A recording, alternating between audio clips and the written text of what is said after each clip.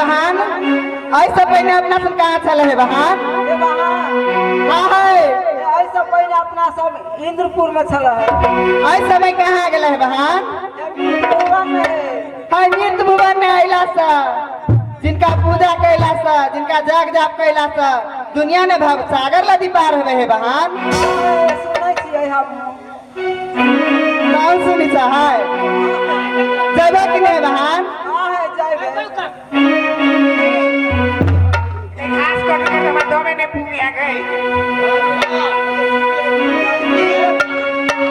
हे बहन हाँ है बहन जल्दी से चला चला इतना अपना सुन के बाबा भेंट नहीं हो तो बुझला चला भयने आई राता तारे बाईना।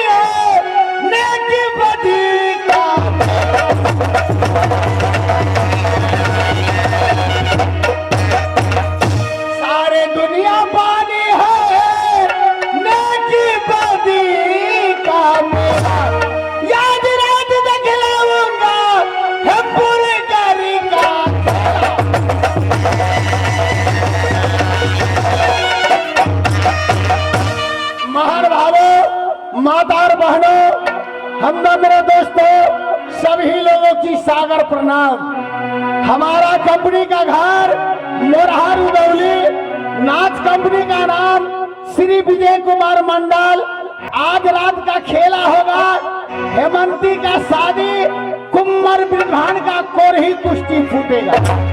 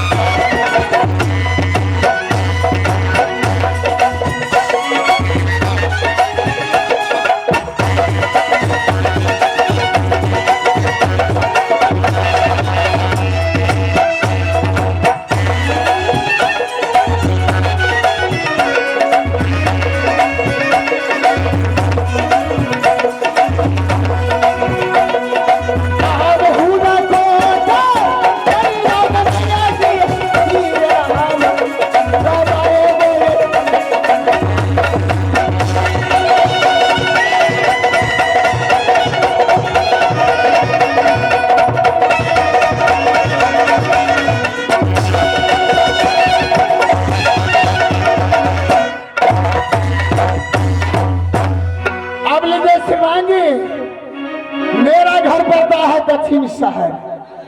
मेरे पिताजी का नाम है राजा टोल, माता जी का नाम है सुलेना सती, बहन का नाम है सत्याग्रह, मेरा गुरु का नाम पड़ता है गोरखनाथ, मेरा ही नाम है कुम्मर बिरभान।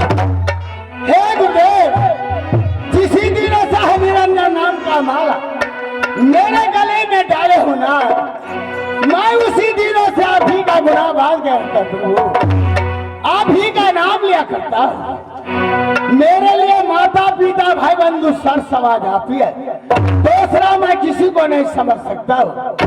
केवल आपने कहा चेला बिरभान, यह दुनिया संसार है माया की जाल, माया की जाल में नहीं फंसो बेटा। भगवान का भक्ति करो, भगवान का भजन करो, उससे कल्याण होगा, उससे भवसागर नदी पार हो सकती। मैं उस दिन से सर समाज कुटुंब परिवार को मैं त्याग करके राम नाम का जपन लेता है, गुरु का ध्यान लगाता है, भवसागर नदी पार हो सकता है। मेरा गुरु ने कहा चेला बिरभान, तुम जो करना चाहते हैं कि भोग। मैंने कहा है विवेक, मैं तो क्षत्रिय कुल का बालक है, जो मेरा मुख से निकलता है वो कभी नहीं आप जा सकता। मैं जो करूंगा भोग नहीं। मेरा गुरु ने कहा चेला बिरधार तुम्हारा जोग नहीं सुना किसने बेटा। 12 वर्ष की रास्ता है सोरठपुर बंगाल। सोरठपुर बंगाल से रानी सोठी का डोला भरा कर लाओ तब तुम्हारा जोग सिद्ध होगा। मैं अपना गुरु का बल से मैं सोरठपुर बंगाल गया। सोठी कन्या का डोला भरा कर दक्षिण से आया। अब लीजिए श्रीमांगे मैं जा रहा हूँ बाबा गढ़नाथ की पास।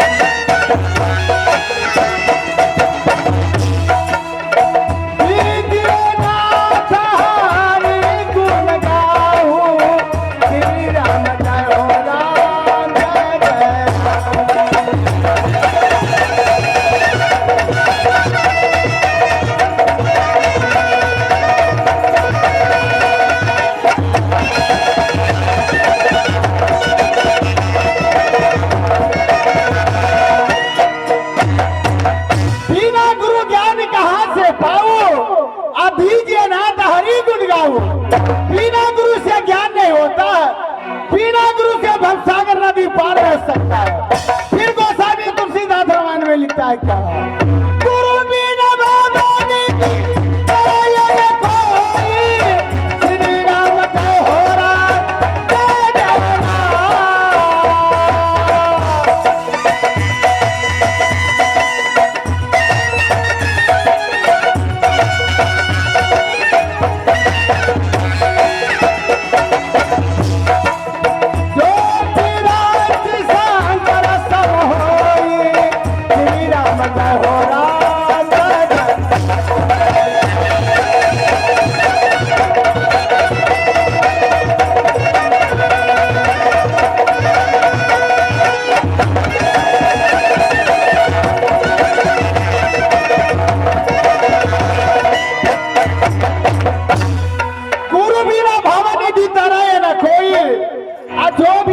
शंकर सम हुई। अब लीजिए श्रीमादी मैं जा रहा बाबा गृहनाथ की पास।